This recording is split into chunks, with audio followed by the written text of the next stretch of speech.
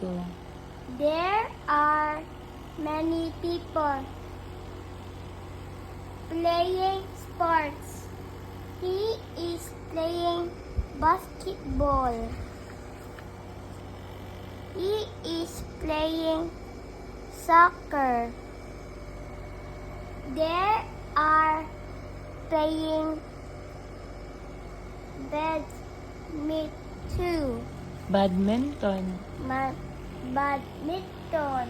Ah.